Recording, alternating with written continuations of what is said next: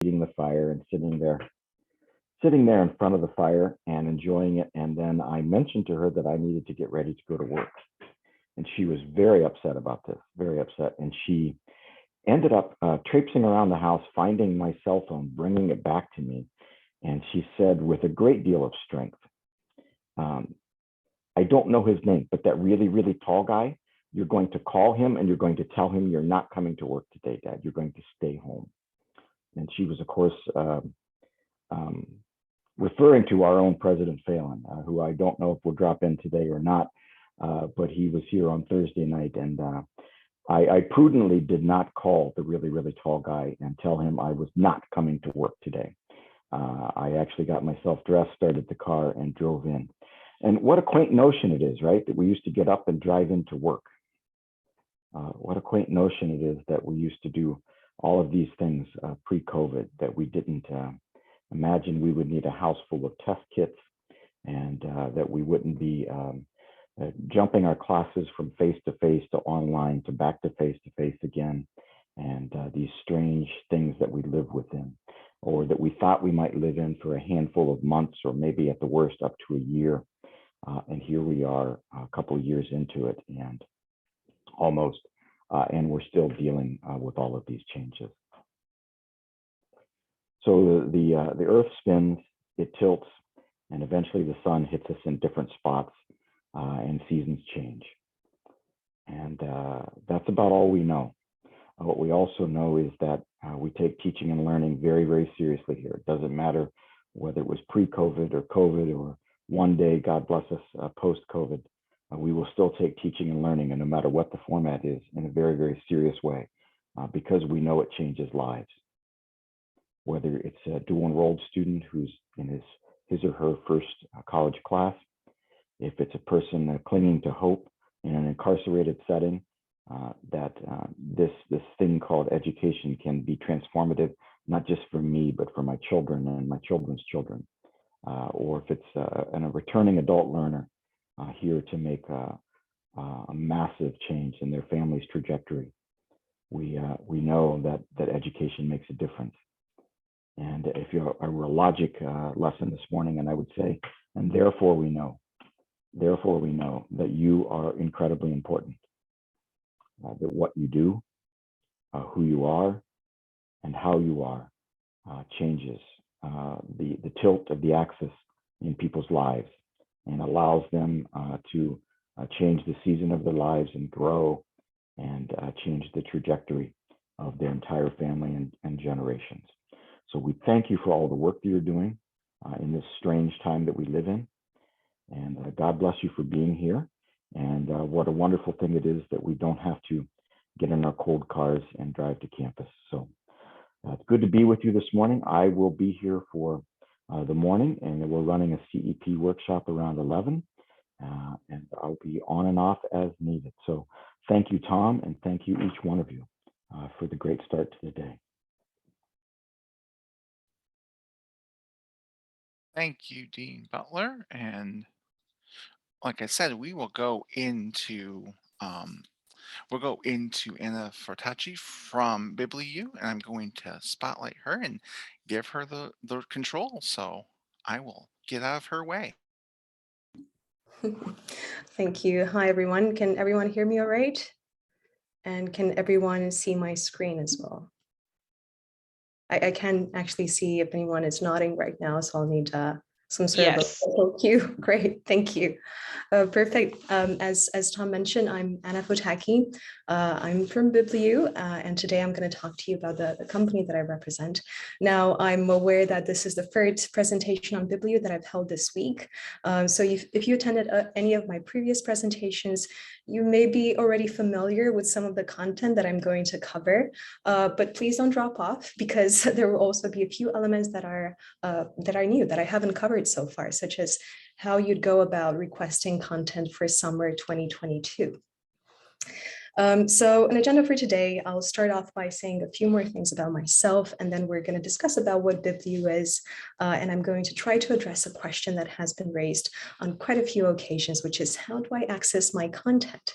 We're then also going to look at how students go about accessing their titles, and the order in which I listed these is intentional because I think it's important that instructors understand what the different titles are and how to access them first before they offer guidance to their students.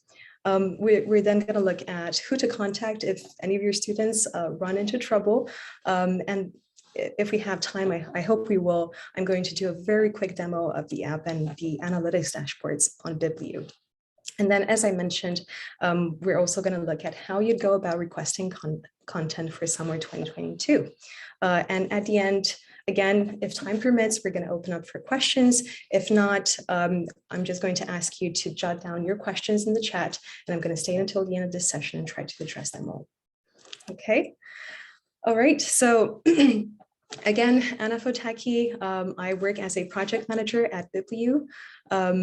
My role has been to oversee the implementation and technical integration of BibView at Jackson.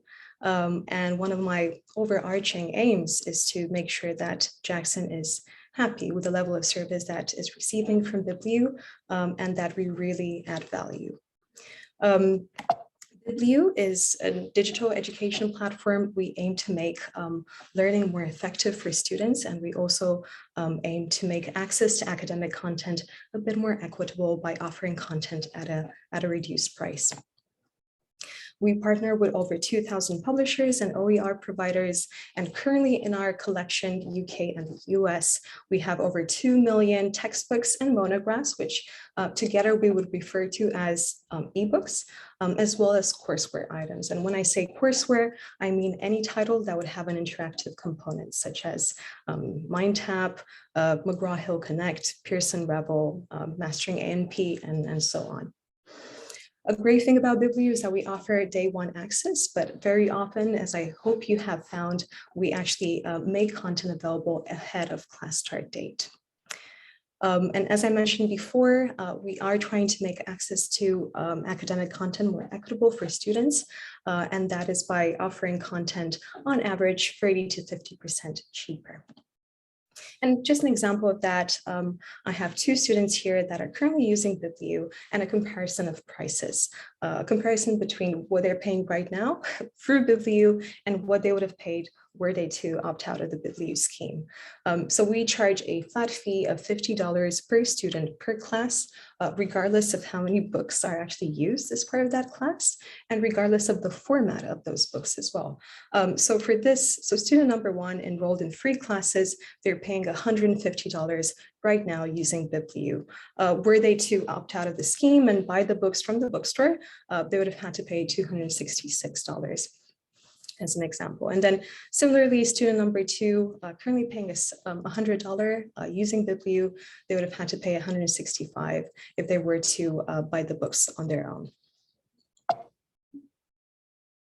All right, so a question that I know has cropped up on quite a few occasions, which is, how do I access my content? I think, first of all, it's very important to make the distinction between whether your title is an ebook or if it is a courseware product. The reason for that is because whereas we host ebooks on the BibView platform, all the courseware content is actually hosted on the publisher's website. So to help make that distinction, I've created a series of steps that I'm actually going to walk through with you today, just so you see what the process would look like end to end. So step number one would be to open the book list. So over here, I have embedded the spring book list. You should have this on the intranet as well. So I'm going to open that up. Okay, and then go and see what the next step is. So step number two is look for your class. Okay, and I have an example on here. You don't need to use the entire code. You just need to use the department, the number, and the section. So in my case, I'm going to use ENG 131.04. So I'm going to go to the book list and look for that class. I'm just going to use Control F for that. And I'm just going to type in ENG 131.04. Right, so here's my class. I'm just going to scroll to the top. So just going to scroll a bit so that I have this listed at the top, so it's easier for me to follow across. And I'm then just going to go back to my deck to see what the next step is. So step number 3, look at column W and check whether your title is in one of the formats below. So that's exactly what I'm going to do. I'm going to go back to the book list, scroll to the right till I get to column W. And here we are. And you see this says confirmed content type. So it basically tells you what format that title was ultimately procured in. So here it says Courseware JetNet. But something that I mentioned on the previous sessions and something that I'm going to say now as well is that it's probably worth actually initially having a look at the column just before that, column V, that says Bibliu able to procure for spring, yes or no. If it says no, then there's actually not much point in you looking at column W, because unfortunately it means that we were not able to source the title from the publisher for you on this occasion. And we would ask you to kindly get in touch with the bookstore and see what alternative resources have been put in place for you. But if it says Y, which is mostly the case, you'll find, then do check out what column W says.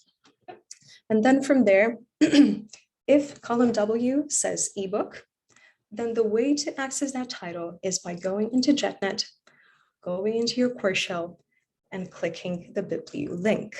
Now, the reason I put a few asterisks on there is because you can only click into the link if you've added it. So you can click into the link provided you've set it up. It's very easy to do that. If you're not sure whether you've done it correctly, I'm actually going to cover that in a few minutes. So that's not a problem. Okay, if column W says courseware and then JetNet in parentheses, this is also what we would refer as to as codeless courseware. Then the way to access it is by going into JetNet, the course shell again, and then clicking the title link. Again, 2 things to mention here. This is provided you have set up that title or that course beforehand on the publisher's website. So the way to do that typically entails going onto the publisher's website, setting up the class or the title, generating a link, and then embedding that link on JetNet under the relevant course shell. Another thing to mention here is that we've actually seen an exception to that, in that there's only one title. It's actually for the class that I've mentioned earlier. It's called Writing Today, and it's a Pearson Revel product. So Courseware, Pearson Revel product. It's not necessary for you, for that product, to actually embed the link into JetNet under the relevant course shell. You can actually share that link directly with your students. But for the remainder of the Courseware JetNet products, you would need to go onto the publisher's website, set up your class or your product, generate a link, and embed that under your course shell on JetNet. Right, the third and final category that you see listed under column W is courseware access codes. So previously, the way this worked was that we would send out emails containing an access code and containing instructions on how these are redeemed. The drawback to that was that we would only send these emails out 5 or 6 times throughout the duration of a class. So if any student enrolled in between sends, it meant that they needed to wait until the next batch of emails would go out. Sometimes they needed to wait for 2-3 days for their access code, which was not ideal. And we recognized that, and we hopefully addressed it. So what do you need to do now, and what your students would need to do now to access that type of courseware products is to go again into JetNet, again into the course shell. You'll probably see by now that the common denominator, the way to access digital content, is by always going into JetNet and always going into the course shell. And then from here, they're going to need to click into the Bibliu link, the same as if they were going to access an ebook. Once they do that, they're taken onto the Bibliu platform, and that's where they will see their courseware title. They just need to click into that, and then they just need to copy the access code and redeem it using the instructions in the app. Okay. Right, so now that you're hopefully a bit more familiar with how you'd go about accessing content, let's look at how students would be accessing content. And there's going to be a bit of duplication here because for the best part, they're going to have to follow the same steps. They'll just not have to worry about setting things up.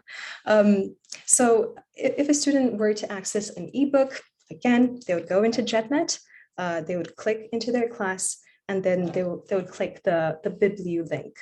So the ebook or the ebooks associated with that class would be displayed on the Bibliu platform. If they have other classes that use ebooks, what they need to do is come out of that, go back into JetNet, go into the remaining classes that use ebooks, and log into Bibliu through those classes as well. The reason we recommend doing that is because that is what essentially activates titles and pins them to your Bibliu platform. And they would only need to do that once they've activated, so to speak, all of their ebooks. Then regardless which class they log in from into Bibliu, they'll be able to see all of their ebooks. Okay, so that's ebooks. How about courseware? Well, if it's the codeless type of courseware, so where the integration is via JetNet, then they need to go into JetNet, they need to click into the relevant class, and then they need to click into the title link. They'll be taken onto the publisher's website where they need to register or access the courseware product. They should not be prompted for payment or a code. And if you find that that is the case, please get in touch with us at support@bibliu.com. If it's the category of courseware products that relies on access codes, then as I said, they need to go into JetNet, into the course shell, they need to click on the Bibliu link. They'll be able to see their courseware title on the page that shows up next. They need to click into that title and they'll be able to see their access code. You'll notice that the moment they click copy code, they'll actually have a second tab open in their browser that takes them straight onto the publisher's website where they can redeem the code. So it's very intuitive, and we're always going to provide instructions in app as well, so they know exactly what they need to do to redeem the code next. All right. So how do students or yourselves request assistance if you run into any problems? So if you have the time, if it's not urgent, we recommend going onto our help center and going through the different articles that we have on there. They cover very basic things such as how you log into Bibliu and navigate the app, to how you'd actually go about setting up courseware and who to contact from the different publishers in case you have problems setting up your courseware products. I've also provided a link to the new access code distribution method if you want to check that out as well. If the problem is a bit more urgent and you don't really have time to read articles, which I completely understand, then you can just email us at support@bibliu.com, or if also noting that we have an in-app support feature that basically serves the same role. I've also linked a few videos that you can have a look at if you have the time and the interest. They're quite short and they're easy to follow, and they cover fairly basic things which I think would be useful to be aware of, such as how to navigate the app, how to log into Bibliu, and how to use the different features of the reader, which are guaranteed to help the student. And I'm going to try to illustrate that next when I do the demo. So speaking of the demo, that's what I'm going to do now. And I'm also going to touch, I hope I have time, on the Bibliu Analytics feature. Right. So for that, I'm actually going to go to JetNet. If you remember, I mentioned that that is where the journey starts. So if your content is digital, i.e. Students don't need to go to the bookstore to purchase books in print, then you need to go to JetNet. You need to go to JetNet and you need to go to your class. So Jackson IT have kindly created a temporary instructor account for me. And I think this is what the interface looks like for you once you log into JetNet. If you go to My Courses, let's just assume that this does not say Bibliu demonstration, but instead says the name of one of your classes. Let's just say it says Contemporary Business. So I'm going to click on that. Okay. And what you need to do next is enable edit mode. And by the way, this is something that you will need to do if you want to embed the bibliolink for ebooks as well as courseware products that need access codes. Okay, so what you need to do next is enable edit mode, and the way to do that is by clicking on this icon on here. If you hover over it, it would also say turn edit on.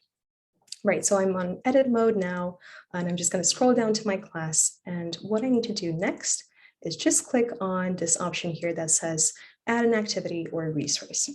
The moment I do that, I'll be given a few options. It almost looks like you were adding a plugin on your browser. It doesn't always look as fancy. Sometimes I've seen with some instructors, they just have a plain list. But in any case, just go through the different tabs. You should be able to find an option that says BibView. So click on BibView and then just give it a name. I would suggest that if you have a class that has multiple ebooks, you would call that BibView ebooks. Just so students know that their content is in an ebook format and it's for BibView. If you have just one ebook associated with that class, then perhaps you can just call it BibView ebook and then the name of the title. And I think for this class, there's one ebook that's called Foundations to Business. Okay, I'm going to call it that and hope I was right. And what you need to do next is scroll down and click on Save and Return to Course. And then you just need to deactivate edit mode. So I'm just going to click on that button again. And you see that that's what it's there to do, to turn off edit mode. So I'm going to click on that. And I'm all set. That's the BibView link that I've been mentioning about. That's how you would add it under your course show. So as a reminder, you'd need to do this for ebooks as well as courseware products that use access codes. Okay, let's see if the link works. So I'm just going to click into the link, and that takes me to the BibView platform. This is what it looks like. And this is the book that I've set up that link for. Now, you may see that there are a few additional books on here. That's not a glitch. It just means that I've logged in through some other classes on JetNet. Those had ebooks associated to them. So I basically activated those ebooks, and they're now pinned to my library view on BibView. I'm actually going to log out of this and sign in with my own BibView account just because I have a few more titles on there for the rest of the demo. Okay, whilst we wait for that.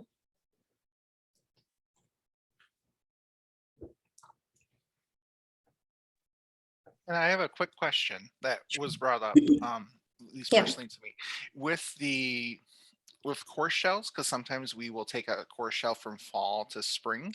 Do we have to redo the link every semester? So for example, if I copy over my course shell from fall to spring, do I have to go in and re-add the BibLiU link for it to include the spring class? I'm afraid I don't know. That would be more of a question for IT. Okay. We don't really have visibility over JetNet. It's just because I wanted to help people out that I got a bit more involved and I found out how to add that BibLiU link under the course show. So typically we wouldn't know these things, but definitely a question for IT. And I think this was raised on Wednesday when I had my first presentation by one of the instructors, and Kelly Chambers, who is in the room, provided an answer, but I can't remember quite what the answer was. So definitely a question for IT. Thank you. No problem. All right. So as I said, this is what the platform looks like. I've logged into my own BibView account just because I have a few more titles on here. And let me walk you through what the different options here are. So you have all the books that you have access to on this library view, we call it. You have your favorites at the top. To unfavorite something, just click on the heart icon. To add a favorite back, just click on the heart icon again. You see a help function here at the bottom. If you click onto it, it's just going to open a panel We provide the articles that we think you're most likely to need. If you can't really find an answer in those articles, then you can look for other articles. So if I was interested in finding out more about how to reference my title, I can just type that in as a keyword, and I'll be getting a few articles that relate to my search. If you don't have time to read articles or none of them really address your question, then you can just contact us. You can write to us. So just put in your email address and describe what the problem or the query is and send that across to our support team. Okay. The cog icon on here is for settings. We're not going to go into that just yet, but you will need to go through that when you access Biblioanalytics. Next icon on here is feature requests. This is actually really useful. It opens up a portal that shows you exactly what we're working on right now, what we're going to be deploying, what we're scoping out, and you can make suggestions for that portal. And you can also subscribe yourself to them. So if we decide to go ahead with your request, you'll get notified and you'll see exactly where we are with your feature request. All right, you also have a search function here at the top, which is quite powerful, and I'll show you why in a second. So if I just type in chemistry, you'll notice that it searches for that keyword. So it looks at the title names, but it also looks at the author's names for that keyword. And in addition to that, it goes through the content of each and every book that I've got access to and searches for that keyword. And where it finds a match, it would tell you the title, the chapter, the exact page where it's found that match, and you can easily go into that title and that exact paragraph. So if I just click into the first excerpt that found a match, it takes me straight into that title, and it also highlights where that keyword was found. So I'm just going to go back now just to show you that we also look at the captions of each and every figure within a book. And if we find a match, again, we're going to list these underneath figures. Okay. All right, and you can perform this search on all of your books or just your favorites. Clicking on the stack of books icon is going to take you back to your library view. And now let's see what a book looks like on the Biblio Reader. So I'm just going to click into this one. Okay, and this is what a title would typically look like on Biblio. All right, and let me tell you what these different options here do. So the stack of book icon again takes you back to the library screen. We won't click into that again because I think you now know what it does. The next one, table of contents, if you click on that, it just opens a panel on the side that just provides the table of contents for your book. So the different chapters, and you can easily navigate from one chapter to the other by simply clicking on where you want to go. So if I wanted to go to chapter 3, I can just click on that and it took me to chapter 3. A search function, again, performs the exact same role as before, only that this is, kind of restricted to content within the title. Next, we have annotations. So every time I highlight text or I add a comment, all of those annotations will be isolated, separated, and added to this annotations panel. Now, I haven't made any notes, which is why it doesn't have any annotations listed here. But let's change that. So let's do now that I'm a student and I'm going through this title and I'm reading this paragraph. And I think it's interesting. So I want to highlight this, and I use blue to indicate that something is worth knowing, let's say. And then I come across this paragraph and I remember that my instructor told me that this might be something that they'll test me on as part of the final exam. So what I'll do, and this is actually something that I used to do as a student, I would highlight that I used to use red, but we don't have red on Biblio. So I'll use pink. I'll highlight that in pink to indicate that this is something that I'll probably need to revise for my exam. And then you can scroll down, and I'm going to add a comment as well. So to add a comment and indeed to highlight something, just need to select a text. Once you release that, you'll get these options on here, highlights at the top, and then comments and a few other options at the bottom. So, and if you hover over any of the icons, it'll tell you what it does. So it's quite intuitive. So adding a comment, just need to click on this icon on here. And I'm just going to say exam revision, because again, this is something that I think I might be tested on. Right, so when I want to review my notes, as opposed to on a print copy needing to flip over the pages and see exactly what I've highlighted, I can just click on this annotations panel so that I can see all the comments and all the notes that I made. And if I want to hone in, for example, on my pink notes that indicate that this is important content, this is something I might be tested on, I can just click this pink highlight option on here, and it's going to filter out the rest. If I undo that, and if I want to search by comments, and I just want to look at the comments that contain the word exam, I can just type that in. And as you can see, I can now only see that small sentence that I've added a comment to that said exam revision. Okay. You can sort your annotations so that the newest are displayed first or the oldest are displayed first. You can delete annotations or edit existing comments. And to come out of the panel, you just need to click out of it. All right. Also worth noting that the paging is always going to be listed on the right-hand side, and that this matches pagination if the title were to be in print. The page is also going to be displayed at the bottom, and you can easily jump to another page by just overwriting that. Okay, so now I'm on page 100. Okay, let's see what the options at the top do. So the free, oh, sorry, before I do that, actually, let me show you the remaining options that we have on here next to content, comment. So next one is dictionary. I've just selected a word. If I click on that, it just provides a description of that term. Next option is the speed reader. So I've just selected a bit of text. And if I click on that, it just displays one word at a time. I can change the speed at which the words are displayed on the screen.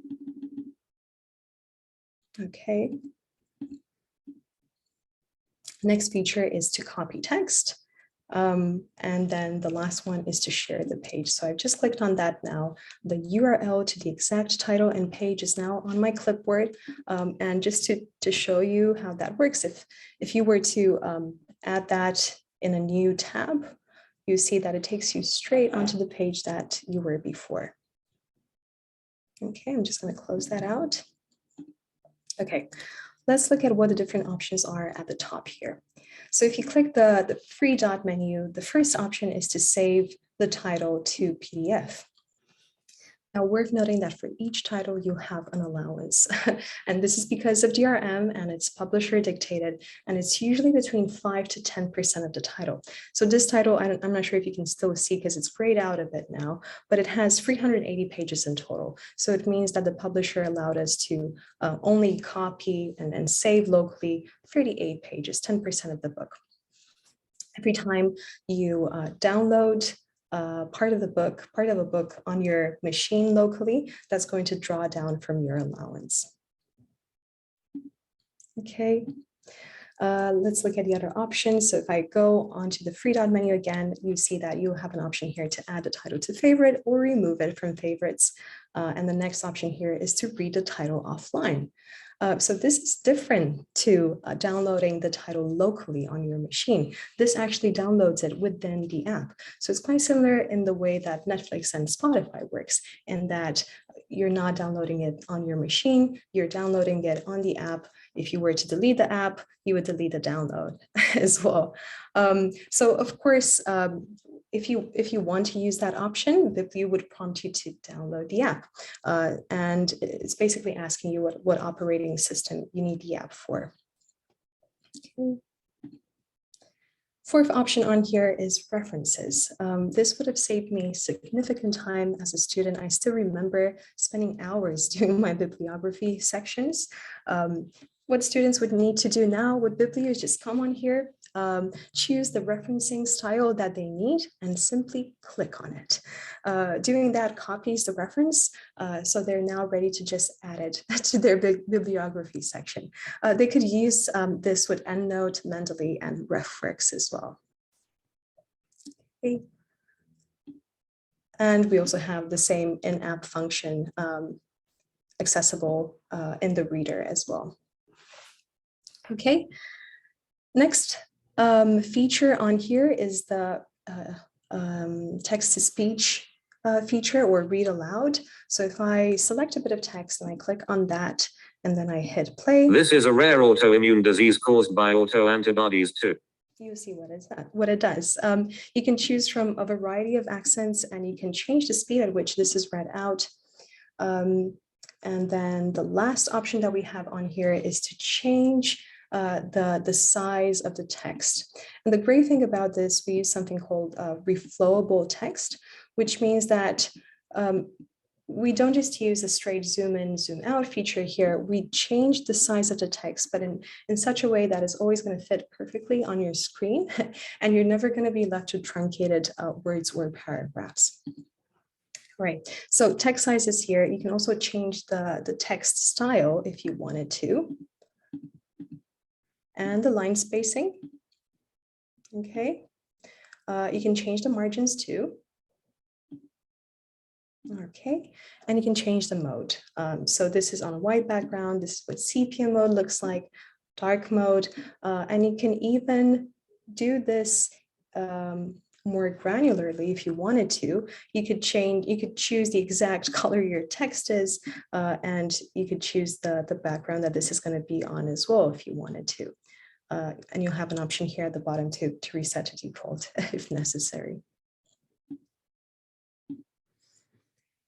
Okay, right, so this was the Biblia Reader. Now let me quickly go on to the analytics dashboards. So to get there, click on the cog item, the cog icon. At the moment, I don't think anyone is set up with analytic roles. We're in the process of sending out emails that will tell you what the next step is. I think we'll need some information from yourselves. I think we'll need something called a unique identifier that you'll be able to find in settings where we are right now.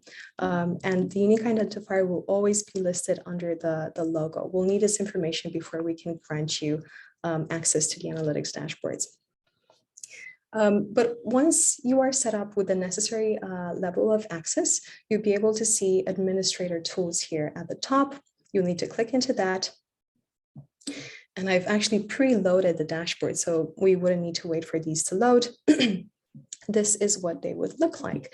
So the first one that I quickly wanted to talk to you about is course usage. So this basically tells you how engaging your classes are, or how much time students are spending reading the ebooks associated with your classes. So just one dashboard, although there are quite a few that you can look at, but just one dashboard that I wanted to show you is this one, where each circle represents a class. So the bigger the circle, the more time students have spent engaging with the content associated with that class.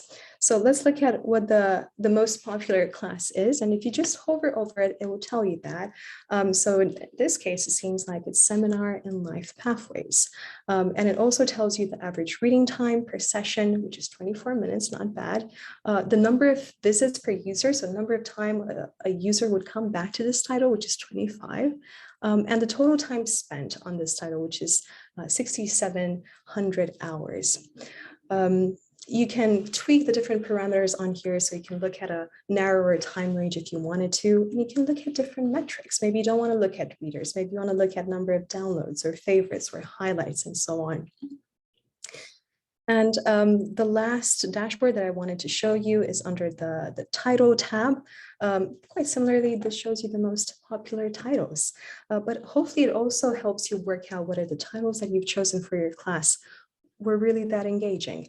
Or what you can, it kind of flags that you might need to tell your students more about needing to do their reading.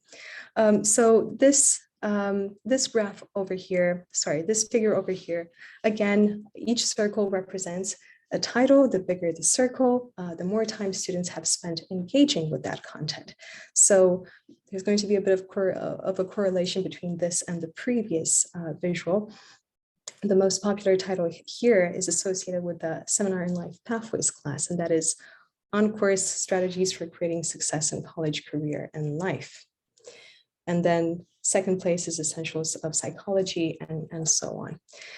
We're actually going to set up, I'm going to work with Tom and Stephen Tuckey, and we're going to set up additional professional development opportunities to spend a bit more time on these dashboards, because we think that being comfortable with the stats and the insights that you can get from these dashboards could be quite useful. We think that they correlate quite strongly with students' outcomes. So look out for a few invites that we're going to send out over the next few weeks. Okay, so that was the Biblio platform and analytics. Quickly, just going to spend 1 minute on how you would request content for summer 2022. So first step would be to choose a title from this catalog. Okay, this actually has all the titles in our collection, all the ebooks rather. We've actually grouped this by subject. So what I recommend you do is come on here, go to file and make a copy so that you can filter out all the titles that are not relevant to your subject. With the decision, with the choice that you've made, you then need to complete the adoption form that is sent by the Jackson bookstore, I think by the 14th of February or the 1st of March, I can't quite remember. If there are any titles that are not on the catalog that you think are essential and need to be procured, then please use this book list that I've embedded on here. But just to be transparent, what we're trying to do here is gradually move away from print. The reason for that is that it presents some operational difficulties. For example, if there are very high enrollment numbers and a new section or class is added just a few days before the class is meant to start, and you've opted for print, it's very hard to actually supplement the current number of print copies within a day or so. Whereas if you were to use a digital solution such as Biblio, we would be able to simply extend access for those additional classes in a matter of hours. So I guess what I'm trying to say is try to choose titles from the catalog. If there are courseware items that we've procured before for you, then chances are that we'll be able to do that again. So please add it to the book list and that won't be a problem. But if there are items that Biblio was not able to source or completely new items that haven't been requested so far, I'd recommend you consult the book list and try to look for alternatives on there instead. Okay. That's all I wanted to cover. I'm not sure, Tom, if we have time for questions. If we do, that's fine. If not, as I said, I'm happy to stick around for the rest of today's session and address them in chat. Yeah, if anyone has any questions for Anna, please please either put them in the chat or speak out.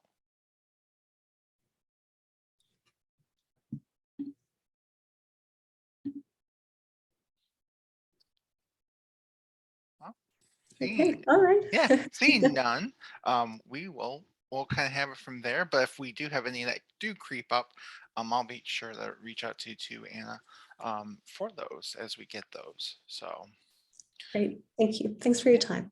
Yeah, thank you. And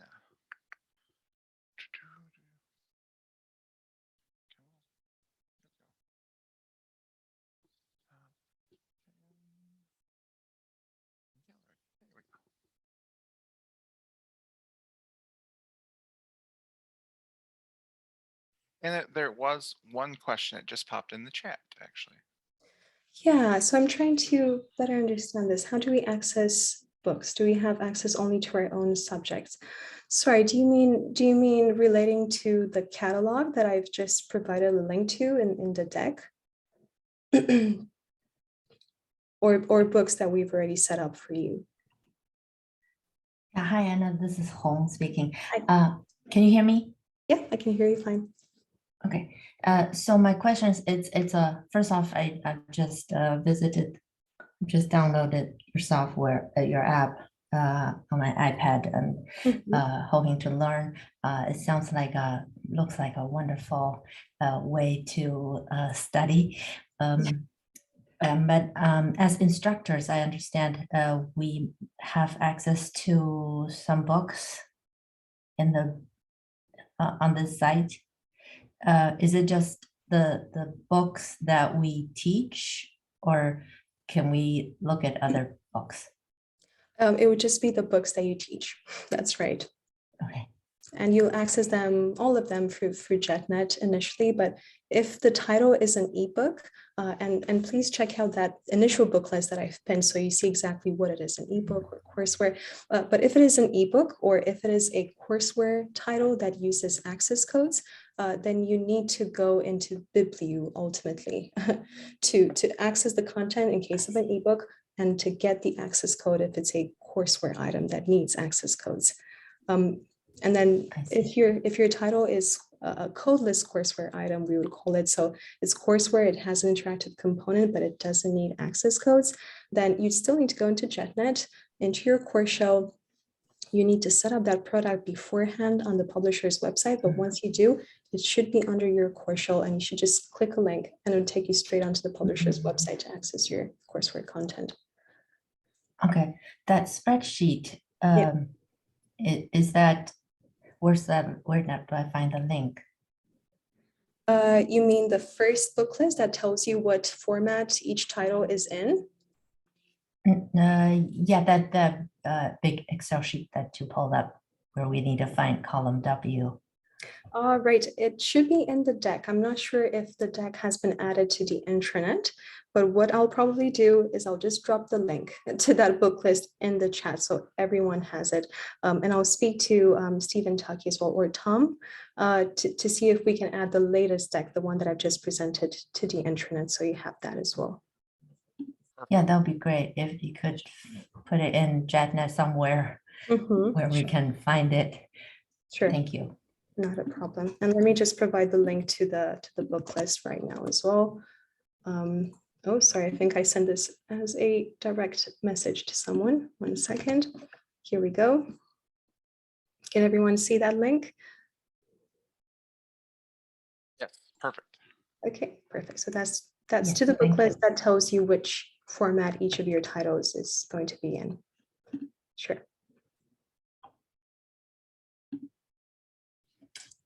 Any other questions?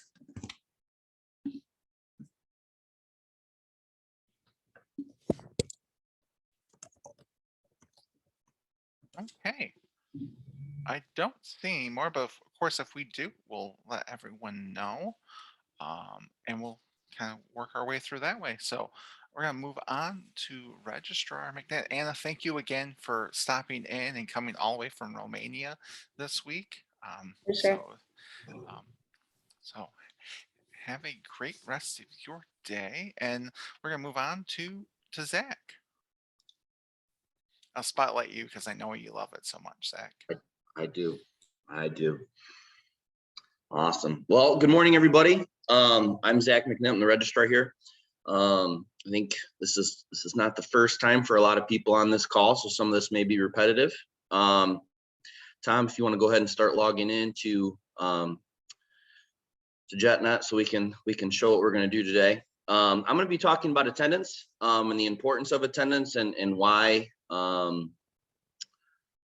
it's extremely important that all faculty, including adjuncts, understand what their role is in doing attendance. So the Department of Education requires Jackson College to maintain attendance and participation of all students who are enrolled in our courses in accordance with financial aid, meaning that any student who is receiving any type of Title IV financial aid funds, we have to monitor their attendance and monitor their participation in our classes in order for them to receive and keep financial aid.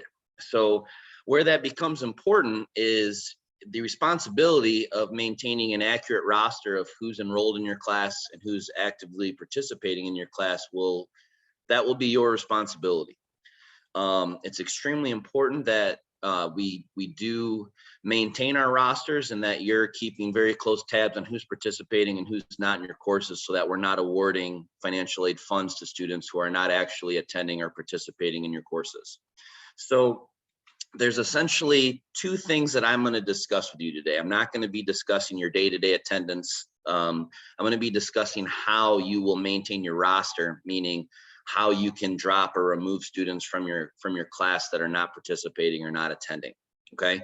So what you'll do, all instructors obviously have access to the screen that that Tom is showing right now. This would be essentially like your course shell.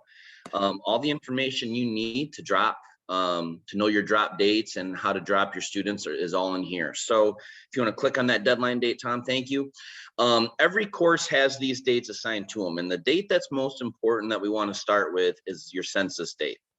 Every class at Jackson College has a census date. Now, why that date is important is once that date passes, your rosters become final. And what that means is anyone who's in your class after that date will be billed for your class, and they'll be reported to the National Student Clearinghouse as attending in your class. That will also trigger financial aid to award for all students after that date that are still in your class. So it's a very important date. The census date is generally, if you're teaching a 7-week class, it's normally around day 4. If you're teaching a 15-week class, it's around day 10. And the dean's office will send you an email with that date. And as Mr. Largent just showed you, you can access it here as well, so you can see it. Why this date is extremely important. If you drop somebody from your class before this date, it's like they never were ever registered for your course to begin with. They will not get a bill, no financial aid will be awarded. They will not be reported to the Department of Education. It'll be we call it a clean drop. There'll be no ramifications to the student and no ramifications to the institution. Now, the question that commonly comes up is, especially if it's an online class, you know, if day 4 of the class is pretty early, how do I know if I should drop somebody or not? So what we ask that instructors try to maintain who's logged in, who's participating. We ask that maybe if you even just do an introductory assignment that's due on day 2 or 3 of your course, and if students don't log in and do that, you know, we want you to remove them from your course. If it's a face-to-face class, it's a little easier because if they're not there, they're obviously not attending, you would go through and remove that. So there's 2 different ways to drop students. The first way we're going to talk about is, again, as we said, if you want to drop them on or before your census date. So what we'd want to do is we want to go into this grading tab, and if you have a student who has not participated in the first couple of days of the class and they're not engaging or submitting assignments, you would go into this grading tab and you would select the never attended option. The never attended option should only be used on or before your census date. So once your census date passes, you should not be clicking the never attended box, okay? It will happen, it happens all the time and we can fix it, but ideally the way our systems work, you only wanna choose never attended on or before the census date of your course. What this will do, it'll send a notification to my office and my team will remove that student from your course and ensure that they're not billed, and also ensure that their financial aid does not propagate to their account, okay? So that's the first option.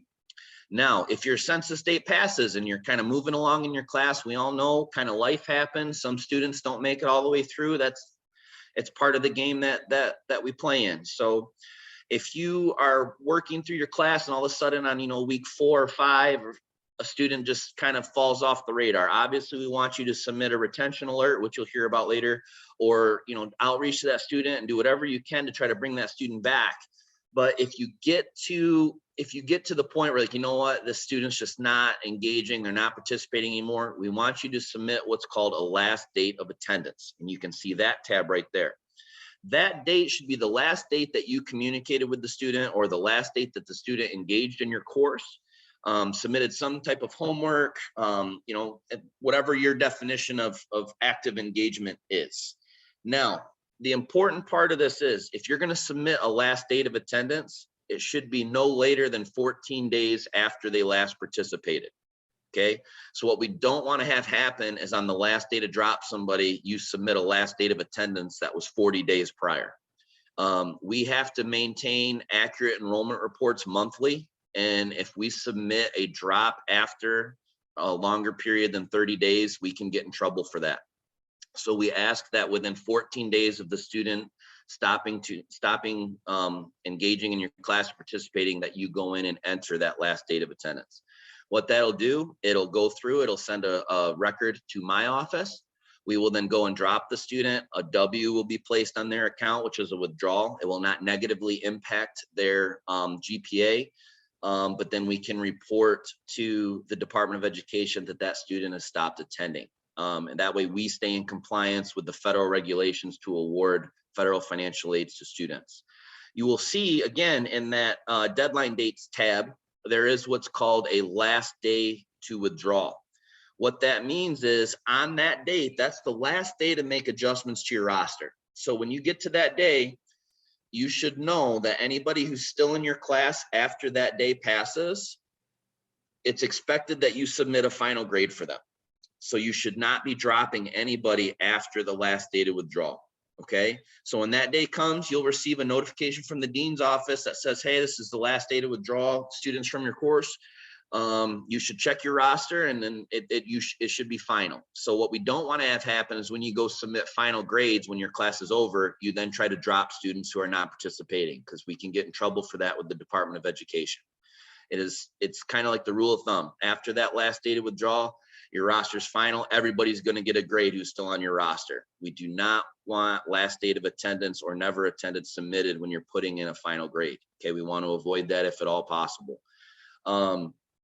What'll happen is if you find that you submitted a last date of attendance by mistake, or you submit a never attended by mistake, we run our drop process every morning around 9 a.m. So if you're dropping someone the night before and you go, oh no, I made a mistake, you can come into this screen and remove it. And if you can't figure out how to do that, you can send an email to Tom or to my office in the registrar's office, and we can go through and ensure that student is not dropped.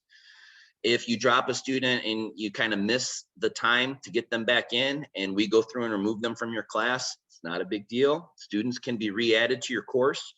They'll have to get an add drop form signed by you, and they can turn that back in, and we can put them back in your class. So don't feel that if you're doing something like this and you have to go back and make an adjustment later, that it's final. There are things that we can do to help you and to help the student, and we are happy to do so. So kind of with that, that's the process that we use. Those are the two ways to drop students: the never attended feature to be used during or on the census date, and the last date of attendance to be used after the census date. And that's how you can maintain your roster. Very important process. And like I said, we are happy to assist with any questions that you may have. And don't ever hesitate to call my office or email me, and we'll be glad to assist you. So with that, is there any questions on what we went over today?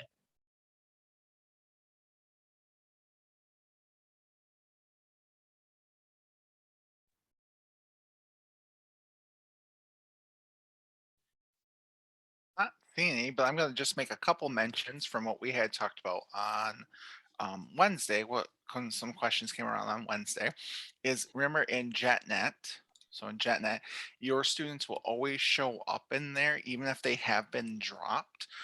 They'll move to a suspended status, but that suspended status is delayed by a couple days just by processing from our IT.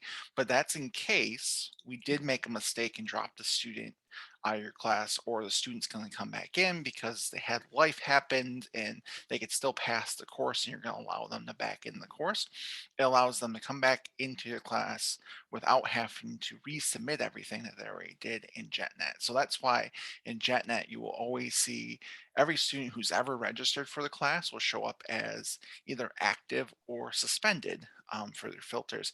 But your Jetstream roster is always the most accurate roster across the board, because this updates the minute that the student makes a change, or the navigator drops a student or withdraws a student, or student services does it. It's the most accurate update from there. As a note, one I do want to mention attendance really quick, just because that did come up for online classes too, is just remember that we are still doing attendance in Jetstream, and that those are due by Thursday. For fully online classes, they're due by Thursday. And remember, in here you can pick a date. Some notes that I always make is, I knew my class was a 12-week class, so I knew I needed, by the week that I was in class, I needed 12, or like for the end, I needed 12 of these. So that's how I could count students as we were going through to make sure I completed attendance weekly. One note is, you can always update if you miss it. For example, if you're on a Friday and you're like, I forgot to do attendance that week. It's happened to me, and I work here, so full time. So it's happened to me. You can always go into this calendar mode and always change the date or the attendance from there. So for example, I normally always did mine on Wednesdays. Just before, it's just how the date I always set, and it will show you that. But for example, if I'm in the calendar and I go to Thursday, it'll show that, oh, I didn't do it, but I knew by the amount, by the addition for the week that I was in for there. So that's just a note from there. Or if you did make a change, you can make a note for the student if you want to say why a student was absent. For example, there was a question from Wednesday about if it's a hybrid class and the student's showing up to class, going to class, and then doing nothing on JetNet. What do you do for attendance for that? The active participation. What are you counting as that? So you would put, okay, yep, they attended class, but they're not submitting homework. So that's why you marked them absent in that aspect. And then remember, for those face-to-face classes, you will have set days for you to do those, or those hybrid classes will have them set. But for the online class, you just have to pick a date and it kind of works through. And like I said, you should be going by the weeks that you're in, just so that it keeps the number.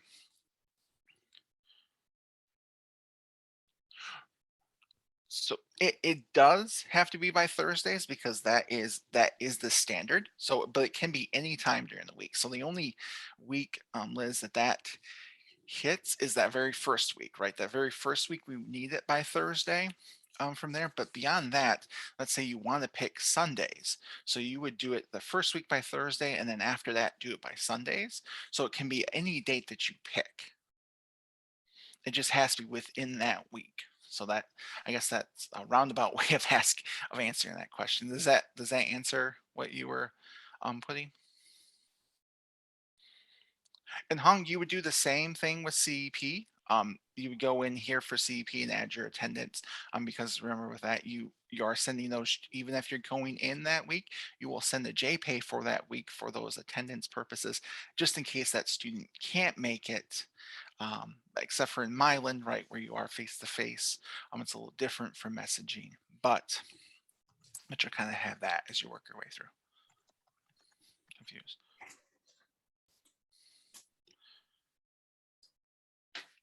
So, Liz, what are you confused about? We can work through it. Hi, Thomas. What you're saying, unless I'm misunderstanding it, is the opposite of what I thought we were required to do, and that is that there was a rigid Thursdays by midnight or whatever it was, or whatever it is, due date for attendance for that week, even if you have class on Friday. And now for class, on a scheduled class for Friday, if it's scheduled, so if it's an in-person, it's a hybrid, it's a synchronous learning, they will have rigid dates. The only time that picking a date, like a calendar like this, is for an online class, like a completely internet-based learning course.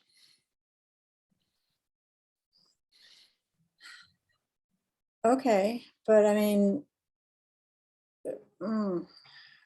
Tom, this is Todd. I'm gonna try to translate for Liz here. So Liz has an FYS 110 that she's lead for, and they're going to meet hybrid. So technically it's a hybrid, but their meeting dates might be very much backdated. What do you do if your class starts off, it's a hybrid for the whole semester or 7 weeks, but you're not going to meet in an early enough time? You would just do it almost like as what then? So if it's a hybrid, then that means it will have dates set. So the dates would be set in the calendar. Is that correct, or is it an internet? Yeah, but those meeting dates might not hit for the first several weeks, is what she's asking, I believe.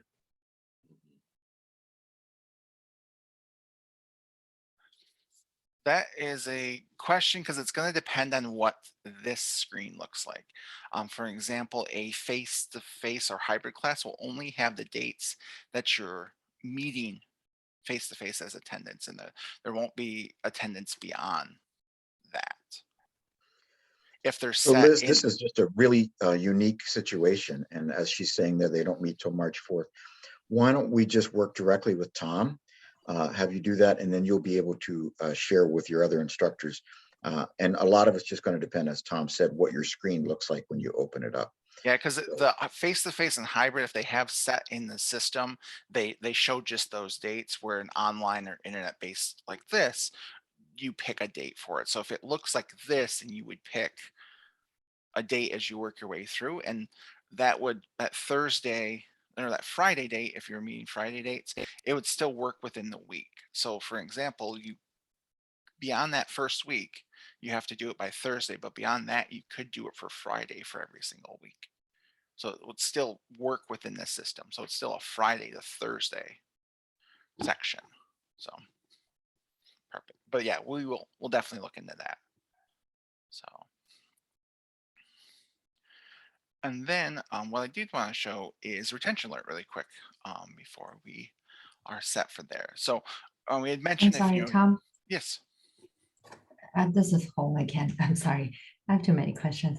So my class won't start until the first week of February, and my class is on Thursday. So that means I won't be able to report anything until the second week of February, right? No, because you would still send. So is your class what facility are you in, Hong? Mylan. So that will have, it should have dates updated. It should have dates in there because I think they do have to update that in the system. So it should have like a face-to-face date set up in there. But we can, when that happens, we will talk about that, and you can reach out and we can see what's going on. But we can always, Okay, like I thank said, we can work through it the first week to see what it looks like, because it's always, the first week's always a little sketchier just because of getting everything set up in the system. But we can definitely work through that. Thank you. Okay, so let's go. And you have a student, like Zach had said about retention alert, they're not showing up to class. You've reached out to them, you've done all that, you've called them, you emailed them, you messaged them, and they're still not reaching out to you. You want to submit a retention alert to kind of let the navigator know, and maybe they have a different way to contact the student. They just so that you have the extra set of help. The navigators are definitely there to help you reach out to their students. They may know a great way to contact that student that maybe that student doesn't share with you. So if you have that, I'm going to have you go to biggest place that you can see that. You can see that from your faculty roster, or you can go into retention alert when you're logged into JetStream. And you would go to JetStream there, and then you'll go here to contribute retention alert information. I'm just going to pick myself, and this is the biggest thing that you really want to do is really type in the ID number for the student, because if the search feature by name does not work as great, because it tries to pick every single student who's ever been at Jackson College. And there's no way to fix that from my days as a navigator. So you'll go there, you'll click the student. Let's go poor attendance, and then I'm just going to pick SEM 140. You would type in the class, and here you're going to, in the detailed notes, you want to put as much information as you had, whether it's, even if it's from attendance or if it's a life event, something that maybe the students share with you that you want to make sure that their navigator knows, or that the college knows what's going on with that student. So you put the notes here. I'm just going to put in test just so Anthony doesn't see it and wonder why.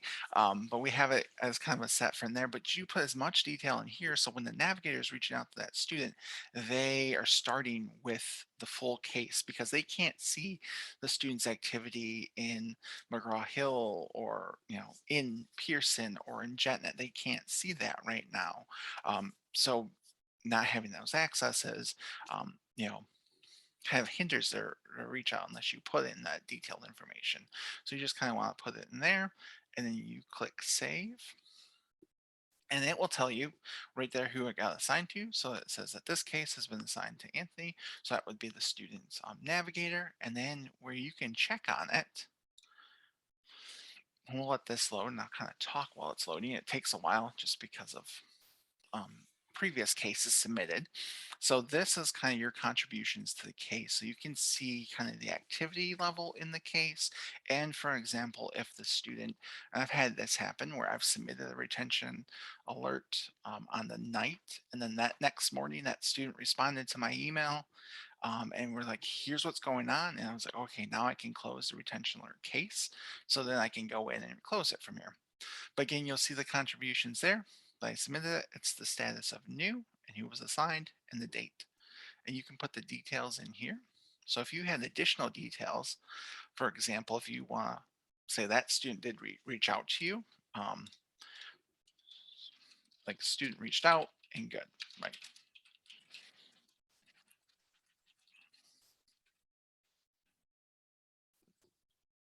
You just kind of put that note in there and that will update that case. So when the navigator reviews that case, they would know that it's taken care of now and they can close the case out. Now the navigators will be reaching out to you as they reach out to the students, whether they hear back from the student or not, so that you kind of know the status of those cases too. I'm just going to save this and that update has been posted. So that's just kind of a spot for retention alert. So you can see your contributions of what those cases look like as a great information section. So does anybody have any questions about retention alert, attendance, anything that Zach had went over? Not seeing any. I do want to let's take like a 5-minute break. So we'll come back at 10:20 and we'll get started in with our library services and then move into Center for Student Success and Trio. So we'll kind of go from there. So we'll see everyone back in about 5 minutes. I'll be here. If you have any questions, feel free to put them in the chat, but we'll get started back at 10:20. Okay.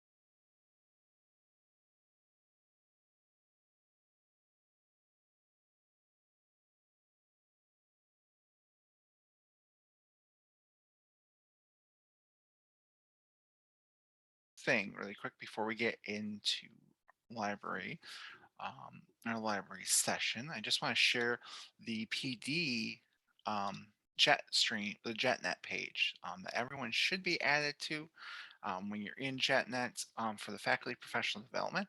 It actually is moved to JetNet as the platform. So you should, under your courses, you should see a course named Faculty Professional Development. And this will have all of the previous professional developments, and once all of the this past faculty professional development links have been added, they'll be all added in here. So you'll kind of see that as you're working through any professional developments that we've had. So it's, instead of being out there in Employee Central before, it'll be actually built in here in JetNet, and it'll move on to Canvas as we move to Canvas for, for the future semester, like for the future. So it'll be built in there. So it's kind of a spot from there. So I just wanted to kind of show that really quick before we get into our next section. Hi there. Ready for me, Tom? Ready to go. Okay. So I'm going to do the screen sharing thing now. I'm going to try.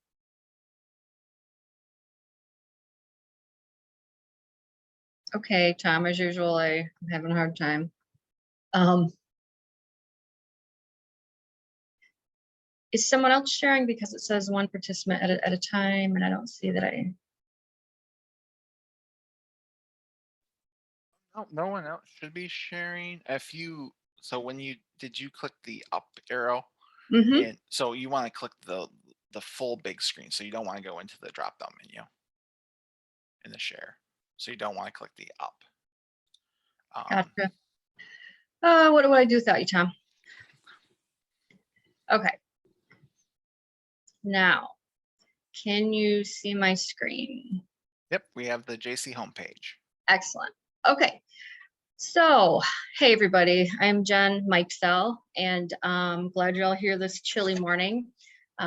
Just want to give you an overview of our services. And to be honest, we actually we're providing the same services. I was thinking about this, that we did pre-pandemic. Nothing has changed. I mean, we're not missing any services at all, which is pretty cool. And actually, we've expanded our services to more digital offerings because of the pandemic. So that's a good thing, just fewer students, unfortunately. Really, the only difference is we have reduced our hours because there are fewer students and because I, lower staffing on my end. But the easiest way to look at something like our hours, I'll show you this. When you're on our home page, if you hover over academics, hit library, and here is our page. We have these nice little convenient bubbles at the bottom. We've streamlined our page so that it's a little more intuitive for students and faculty. So if you click on our hours, you'll see our hours now. You scroll up a little bit, and you'll see we are closed now on the weekends, and we close at 6 most days and 12 on Fridays, like most of campus. So those are our hours, and we are serving students face-to-face right now. Mostly breakout rooms. Students are coming in for breakout rooms no matter what. That's always a high demand service. And we are socially distanced within the breakout rooms and throughout the library. Everyone's wearing masks. It's been going really well. We haven't encountered a lot of problems with that. And as far as physical services, we're still checking out books. You can put them on hold, laptops, although laptops, the service has decreased a little because of the awesome laptop service that JC has now for students, which is kind of a really good problem actually to have. Students are still checking out anatomy models and calculators, so we're going strong. And I think the best way to show you our services is to go through our little help button here. We really have worked hard to include pretty much every primary service we have in this help menu. And most of these will apply to all of you. So this first item here is tutorials. Not sure if you are aware, but we do have a number of digital tutorials available for you and your students. And these are things that you can actually embed directly into your curriculum, things that maybe you don't have time to teach them. And I'll go to this page real quick to show you what we have. And this is a growing list, but we have a real brief one here called What is the Library Anyway? Because I think a lot of people still think we're just this building with books, and we're not. We're a lot more than that. So that's just a little tiny short intro to the library and our services. We have our discovery search, which I'll get to in a minute. We have 120 something databases, and the discovery search throws them all together into one main search, which really looks a lot like Google on purpose. And so this tells them how to use that search, which is extremely handy. And then we also have down below a deeper dive into discovery for real advanced search techniques. And probably, I would say the most important one right now is our evaluating resources tutorial. because it's teaching students how to evaluate information critically and to be fact finders. So this is a really good one, especially in today's, you know, misinformation, disinformation everywhere. So that's an excellent one. So just wanted to make you aware of those tutorials. And if you have any ideas for tutorials for us to create, please let us know. We're open to that. Next, we have LibGuides. We call them LibGuides. They're resource guides. These are pretty much one-stop shops for information on certain topics or processes. Usually includes videos, websites, just a lot of credible information all in one place. To give you a quick example, we have a writing guide, which my librarian Melissa has created. And these are updated quite regularly. So this, for instance, contains things, you know, with grammar and punctuation, the writing process in general. Here we have short videos, pre-writing, mind mapping, just a lot of really good stuff. And then we have a citations and plagiarism area, which is hugely important. And let's see here. Within this, we have things like a paraphrasing video. Like we find that students struggle with paraphrasing a lot. Of course, they think they can just change a few words and it's legit. So anyway, this is an example of a LibGuide. It's a writing guide, and we have a lot of these. So check them out when you have time.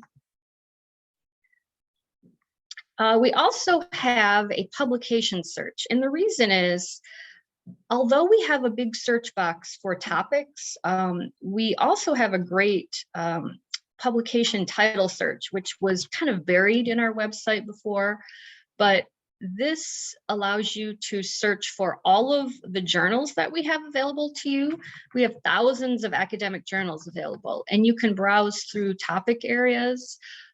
So for instance, I don't know, let's go to applied sciences. We have 278 journals under this heading, and I just want to tell you how to navigate this real quick. Let's see. I'm just going to click on computer science. There are lots of ways to narrow it down. You can narrow it down by peer-reviewed journals. So what we have here is a full text access menu. This is taking a little bit here. My connection's not the best out here.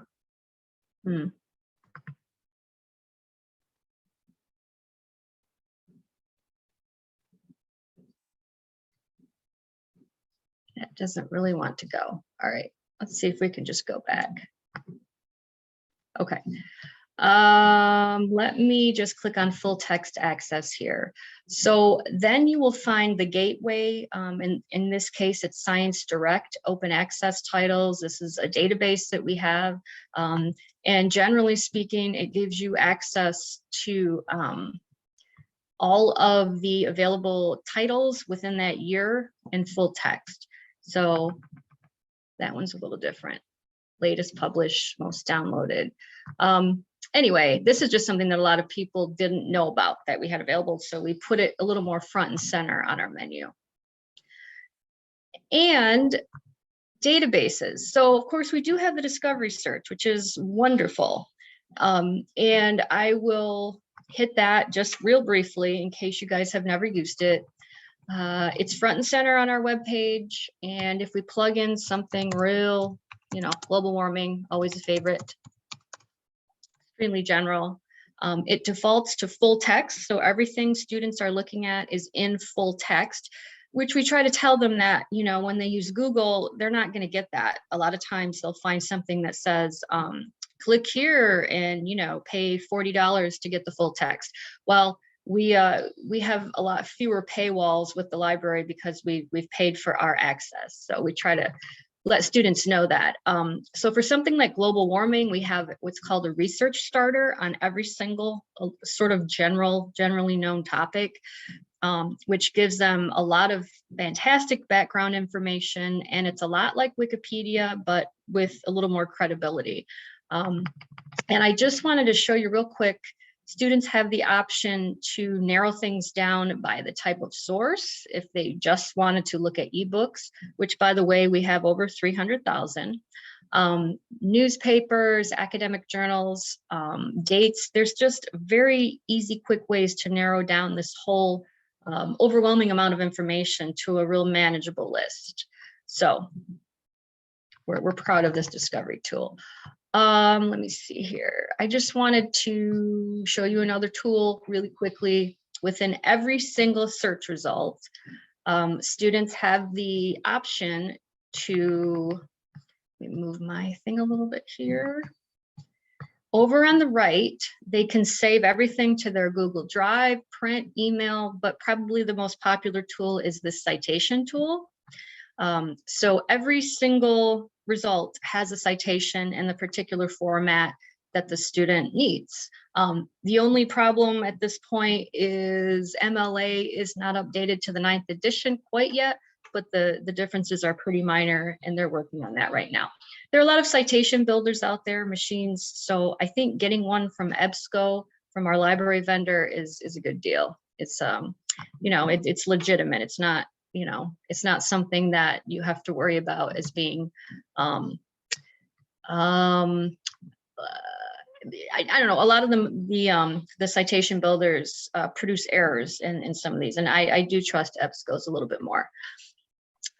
So if students, or if you do know a little bit more about our databases and you don't want to search that generally, we have our full alphabetical list of databases to kind of go in and drill down on certain topic areas. So again, we have 122 databases, which is a lot, but they're all different subject areas. And if you want to just see what we have for each subject area, we can go up to this menu, and let's just try art. So there are 12 databases that we have that are related to the subject of art. Art and Architecture Source. Art Store is an amazing bank of images. We just got that one last year. And I want to point out Canopy. Canopy is our streaming film service, which is, a lot of you have used it already. It's really good. Let's click on it here. If you haven't used it, it's an excellent way to include really engaging content. And there are many, many documentaries. There's an essential campus collection. I believe there are over 30,000 options for Canopy. And you have access, your students have access. And for any of this stuff, I should have mentioned, all you need is your JC login credentials. And just to show you kind of that this is an academic resource, when you have every movie that you pull up, of course, there's a clip and a trailer, but we also have a citation tool. So there are citation tools everywhere to use, which is extremely convenient, I think. And you can embed clips into JetNet. There's all kinds of things. Also, we can curate some films for you in your topic area. We can look for films that complement your subject area. So just reach out, and we are very happy to do that. All right, let's go back.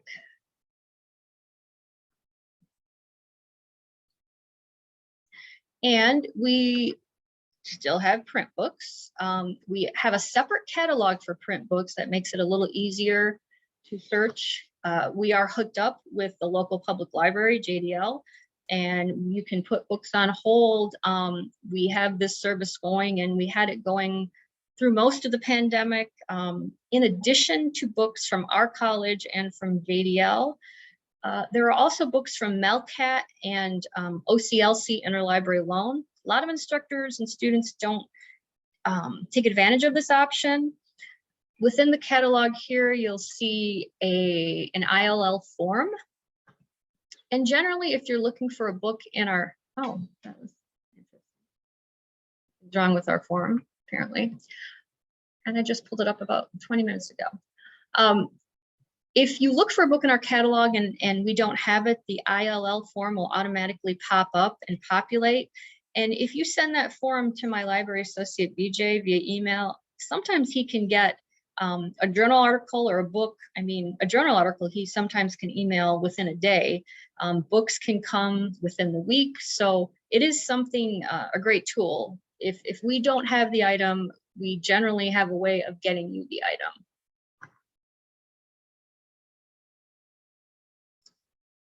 And let's see if there's anything I forgot here.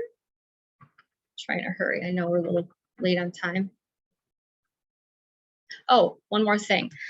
If you do want to check out physical books from the library, you do need to have register for a library card, which we'll send you in the mail if we're virtual, or you can pick it up. But you don't need the actual card to check things out. It's really just the code on it. But if you click here, this gives you the registration form to get a card. So it's a little different than our virtual services for which you only need your JC credentials. So just want to point that out. And as far as contacting us, we have so many services, so many ways for students to reach us. We have a general forum for submitting a question. We get a lot of those. And we also have one-on-one appointments for students where they can schedule a Zoom appointment with us one-on-one. And probably the biggest service we have now and have since the pandemic is our chat service. We have had a chat service for years and years, but it really gained popularity during the pandemic. And this is a 24/7 service. Now my librarians and we log on to chat right when we get in the morning, and we just keep it open all day in case a JC student tries to contact us. But we coordinate with other libraries in Michigan so that there is 24/7 service, and we all take turns with different shifts so that it's covered. And if there is a librarian on chat at midnight from Eastern Michigan University trying to help one of our students, they have access to our databases and everything, so they can help, they can really walk the student through everything. The last thing I wanted to, oh, by the way, the chat service now includes a Zoom link. So that is extremely helpful for me when I'm chatting with a student to have a visual. So can definitely walk them through how to use the databases. The last thing is instruction, library instruction. Something we have done to visit classrooms for a long time now, but now we're doing it via Zoom too, and that has not changed. If you want me to visit your classroom at any time to talk about whatever you want us to talk about, if it's like APA citation problems, advanced search strategies, evaluating resources, anything that you want me to cover, I will, whether it's 15 minutes or an hour. I can do that. If your class is at night, I will visit your class, it's fine, or log in via Zoom, whatever you want. So just want to make sure you know that that is available. And the easiest way to get that request to us, if you see over here, we do have a faculty resources guide. I hesitate to promote it too much because it does need some updating, but it's generally, it gives you the information that I just presented to you. But within this guide, if you scroll down just a tad, we've got a library instruction area here.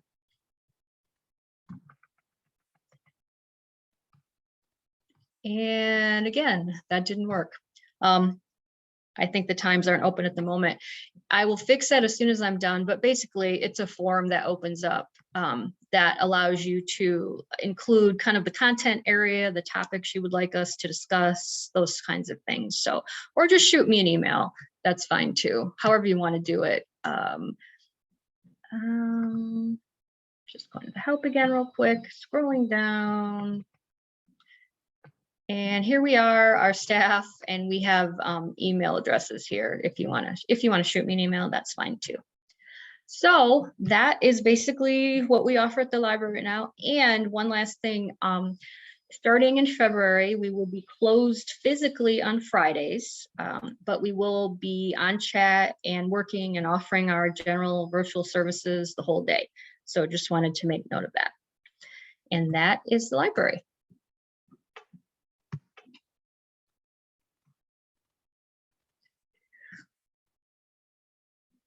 Thanks, Tom. Yeah, thank you, Jen. And Are there any questions before we move on to Melissa Merkel and Company? Okay, not seeing any. We'll move on to Melissa and have her take over the show. All right. Hi, everybody. I recognize some names, not all of you, so it's nice to be here with you all this morning. And I have Ariel here with me also to back up in case I forgot something or in case my screaming toddler loses his mind.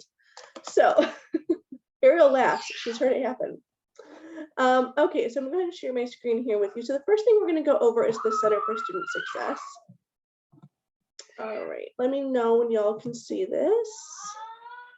All right, thumbs up, thumbs down, you can see it. Great, Ariel's telling me you can see it, so that is awesome. So again, my name is Melissa Merkel. I am the director of our TRIO Student Support Services program here at Jackson College, and we work very closely with the Center for Student Success. So the Center for Student Success, as you can see here on the website, offers a lot of services for Jackson College students. It really is a one-stop shop for students who are coming to Jackson College. It is offering hybrid services. So the services that we're going to go through, they have in-person services, by phone, also via Zoom. So the first thing you see here is the Center for Student Success also is where students with disabilities, where they can go to have a meeting with the disability resource officer at Jackson College and review their accommodations and to get accommodations here at Jackson College. Now, it's important to remember that a student does have to disclose that they have accommodations. We cannot legally ask a student if they need accommodations or have a disability. But if you have a student you suspect might need these services, what we always tell instructors is make sure that this information is in your syllabus or that you make an announcement in your class that this is housed inside the Center for Student Success and they can come by and see us anytime to receive information or to set up a meeting with a disability resource officer at Jackson College. So, and again, I'm just kind of scrolling through these websites kind of just to show you where they are. It's all listed on the Center for Student Success website. So I won't go into super detail into all of them. You can always reach us with questions. So the other thing that is really utilized within the Center for Student Success is we do have tutors that support students in getting tutoring for their classes. We have in-person tutors and online tutoring. What I really like about this now is if you click on the tutoring tab, oh, hold on, my scroll stopped. Okay, so you can request a tutor. So all the student has to know is the first 3 letters of their class, or if they don't even know that, they can just continue to scroll through all of them until they find their course. And again, it gives them who the tutor is. So let's say I want Bio 253. I see that it's April, and then what it will do is I could select using Calendly an in-person appointment or a 60-minute online meeting appointment. And Ariel, some of them are doing after hours now too, right? Correct. So actually we almost have 2 different branches of peer tutors, and they offer a variety of schedules, some of them working Saturday, Sunday, and evening hours. And we've really pushed our tutors towards that, as we've noticed since the pandemic, those, evenings and Saturdays and Sundays are the biggest push. That's when people want to meet with the tutor and get things started.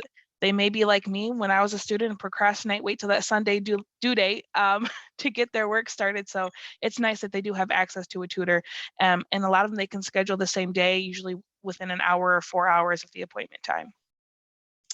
Thank you, Ariel. So going along with the tutoring, Jackson College also has something called the Supplemental Instructors. So supplemental instructors are students that have done extremely well in a course, and the college has hired them. Let me take you to the page, to sit in on a class, but then also they provide additional tutoring on that class. So they're in classroom support for the student, but also outside tutoring, and they're assigned to a specific class. So you see here how to become an SI. I have to move y'all over here, the resources, and right here has the SI schedule. So right now, so this is not for every course at Jackson College. So the general tutoring, we try to accommodate as many classes as we can at Jackson College. The supplemental instructors come into play for courses that the college has felt students need the most support in.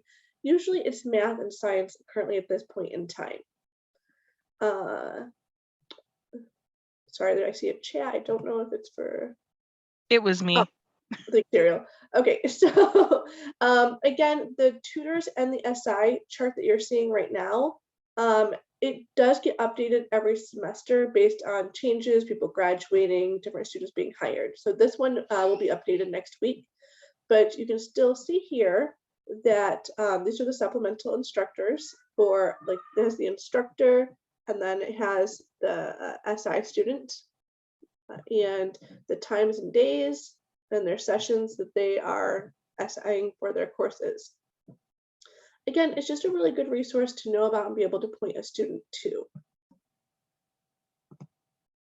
All right, so we're going to go back to the main page here. Scrolling back up here.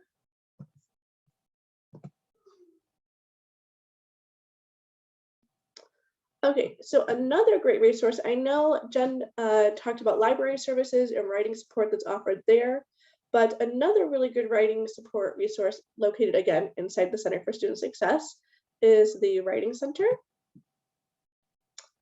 So these are writing faculty at Jackson College that also work inside the Center for Student Success, that they will help students with research, proofreading, getting a paper started. They do not write the paper for a student. The student is in charge of writing the paper, but again, they're there to help them get it started, to get started with research, to help them learn how to proofread their papers, and really just to be a resource. And again, what's nice is students can do in-person or via Zoom. And these are our current Writing Center tutors, hoping it's up to date. Okay, and again, to schedule, the student just comes into here and they use Calendly for virtual or in-person appointments. And so some of, for these things you're seeing, schedule an appointment, it is nice if students can schedule in advance, but if a student walks into Burt Walker Hall, where the Center for Student Success is located, they can get help right then and there. They might have to wait a little bit, but they can get help. Again, like I've said, the Center for Student Success really is a one-stop shop for any student. Also inside the Center for Student Success, there is a bank of computers and free printing that the students can use. And again, students stop there for all sorts of different things, to finish their financial aid, to help with homework, anything you can think of, they really just can stop in there and do it. Checking my list here. So these services are not, like I said, they're online and they're in person. Center for Student Success, the main office is located on our main campus in Jackson, but there are services and individuals that can help students with the types of services that the Center for Student Success offers. So we have Tennille, she is in Hillsdale, she helps students specifically. And we have Linda Jacobs, she is in Lenawee, and she helps students with any accommodations or CSS type services that a student would need. Okay, so the last part I think that I would like to go over with the Center for Student Success is, under that big umbrella is also the testing lab.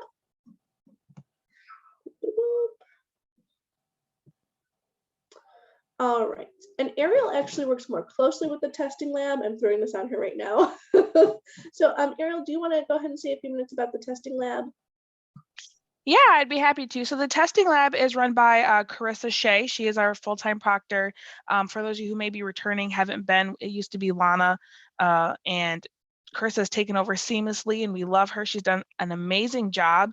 I will tell you, coming in the next week, probably Monday or Tuesday, you will be receiving communication from Karen Hochter about the testing lab with a newsletter and updated forms. As there has been some changes since last semester, we're actually open the testing lab to all disciplines, which is great news. We are still appointment-based, and virtual testing will take place on Thursdays and Fridays.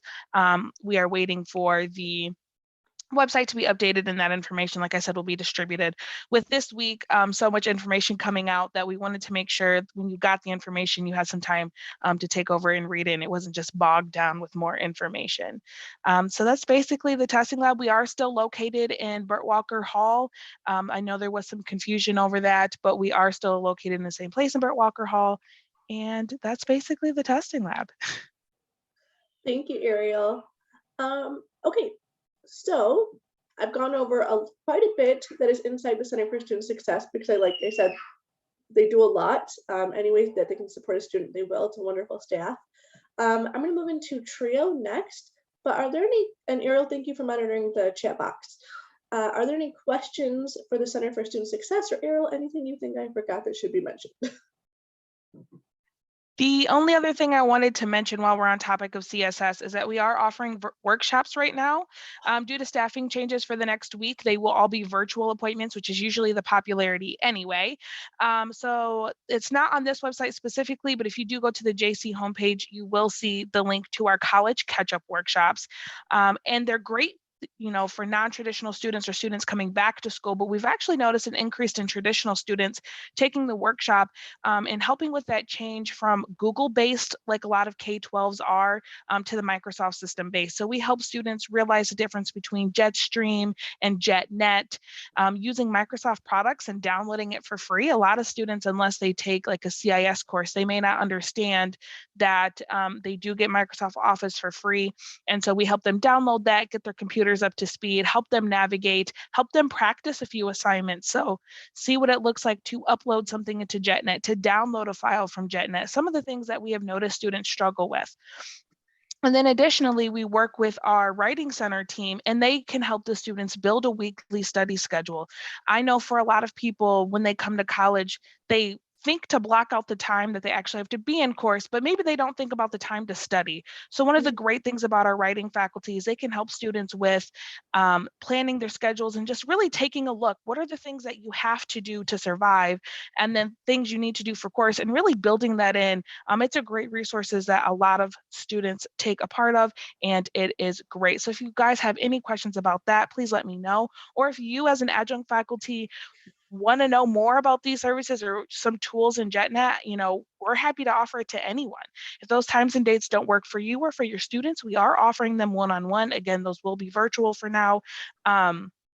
But that's really the popular way. Students have really shown us that they like virtual things. They like being able to learn new information from the comfort of their own home. And you know what? I don't blame them. So if you guys have any questions, concerns about anything CSS, whether it's SI, tutoring, the workshops, students with accommodations, please just email us at jccss@jccmi.edu.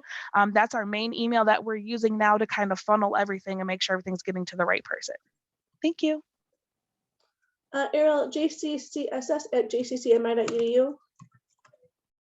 All right, I'm just plugging that into the chat box for everyone there. Tom, thanks for getting the other link in there for the catch-up workshops. I will say I've had students utilize the catch-up workshops. They're great because sometimes students get confused on JetNet versus Jetstream, submissions, where's my class live versus my schedule, and getting classes set up. So it is a really, really, really great resource. Also, I forgot to introduce Ariel. You probably maybe did that this morning. Ariel works for us inside the Center for Student Success. She also teaches for Jackson College, but specifically for the Center for Student Success, she is a specialist on almost everything, from technology to tutoring to just supporting students one-on-one. She really is our, she just does everything. I put that on a name tag. Thank you. Just the title alone, my CSS support specialist, it really has a hard time fitting. Yeah. Okay, so feel free to keep popping questions into the chat box, or raise a hand or just speak up. But now I'm going to go ahead and take you over to our Trio page here at Jackson College. Many of you may be familiar with Trio, many of you may not. So the first thing I'd like to say about Trio is that it is a national program. We have been at Jackson College since 2010, and we like to think of it as a great program. But Trio is a program, thanks, Ariel. Trio is a program that specifically serves students who are first generation. So whoever, they're the first person in their family to go to college. So it doesn't matter if their mom or dad raised them or their grandma or grandpa, but whoever raised them, they do not have a 4-year degree. That's what we base that off of. Or they have an accommodation. So they have filed a paperwork to be a student with disabilities, or they are considered income eligible by the state standard for the state of Michigan. So if they have one of those 3 requirements, they are eligible to be in the TRIO program. So at Jackson College, we are funded by the Department of Education to serve 150 students. Right now, we do have 20 openings. I wish we could take every single student at Jackson College because 2 years ago, the report I ran, 86% of Jackson College students qualify for the TRIO program alone. But unfortunately, we can only serve 150, but we do currently have 20 openings. So what do we do for students? We become an all-encompassing level of support. So whether that is personal support, overcoming personal barriers, academic support, again, we work very closely with the Center for Student Success to make sure our TRIO students are getting tutoring support services they need. We also have some in-house tutoring that we provide TRIO students. We do workshops for our TRIO students, mostly based around life skills. We reach out to other departments, Jackson College, to provide workshops for our TRIO students as well. And we partner with the community to make sure they are aware of community resources. So again, another big piece that we do in supporting TRIO students is that we reach out to instructors to see how they're doing in courses, whether it is academics or maybe there's something else going on in a class that's not necessarily academic based and an instructor doesn't quite know who to talk to. So every semester, I do an email to every instructor that has a TRIO student. And some of you may have received them before, some of you may have not. But if you have a TRIO student, you should have gotten one. And it basically says, you have TRIO student Melissa Merkel in your class, and I may be reaching out throughout the semester to see how Melissa is doing in the class. And usually there's a little link later on when I send another follow-up for you to fill out for the student. So you can either choose to fill out that brief little questionnaire I send to instructors to see how the TRIO student is doing. Because again, it's not always purely academic based. Maybe you think there's something else going on that you would like us to talk to the student about. But if you either fill a retention alert for any TRIO student or you contact us directly, we will follow up with them. And all of our retention alerts go to Anthony Reyna, as he is our TRIO navigator who only sees TRIO students here at Jackson College. Again, we exist purely to help students to be successful at Jackson College and to transfer to a four-year college or to graduate and get a job after they graduate. So again, we're offering a lot of support on career advising. We're trying to get them to a four-year college, so showing them different types of four-year institutions, helping them with the application process, scholarship writing, making sure they know how to find scholarships. Really, our main goal is to help every TRIO student to be successful. Again, if I went into everything we did, I don't think there would be enough time, because again, we like CSS, you're laughing, but it's true. Like CSS for the TRIO students, we are that one-stop shop for personal and academic support for all of our TRIO students. So how to apply for TRIOs? They can come right to this website and they can click on the TRIO application button, and oh, mine's not going to work because I already filled it out. You do have to have a JCC email address, but it takes you to a form that the students fill out, and then it sends us a notification that so-and-so has applied, and then we can review it. And also, I know that you all get emails from Tom, and when I do have openings, I send the TRIO application link in those, or my initial email to instructors, I'll send it and say, hey, we do have openings, feel free to let your students know. A lot of our we're not technically allowed to recruit because the Department of Education doesn't let us, but so we do take a lot of referrals from instructors who think that they may have a student that could utilize TRIO services. And both for TRIO and for the Center for Student Success, we both go to classrooms in person or virtually to talk about services to your students. So if that's ever something you're interested in, please let us know. Our TRIO services are completely hybrid, like the Center for Student Success. So we see students in person, but as many of you I'm sure have seen, a lot of our students right now are virtual. So we have virtual services as well, based from our workshops to meeting with students, as well as evening offerings of support to help our students to, because like Ariel said, they don't always log on between 8 and 6. I think that is pretty much it for the TRIO department. Does anybody have any questions? Let's see, I see something in the chat box. Oh, thanks, Liz. Will say I'm living proof that TRIO works. Oh, yes, so Ariel As a is a former TRIO TRIO student. alumni. And that's another thing, we try to hook all of our students up with an alumni network afterwards, because there's over 5 million TRIO alumni within the United States alone. And TRIO is just one of our amazing Jackson College alumni. So, other questions?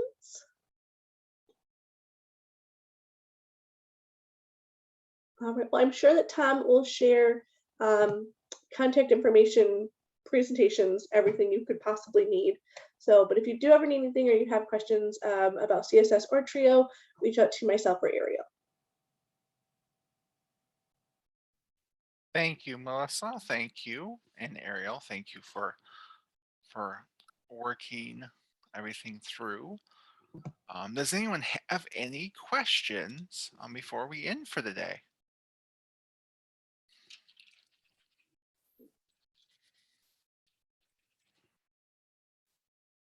Okay, not seeing any. I'm going to add the link if you are heading to the CEP meeting here in a few seconds. I'm going to add that link in there. So you have that direct Zoom link. I will stop this recording. And if you have any questions,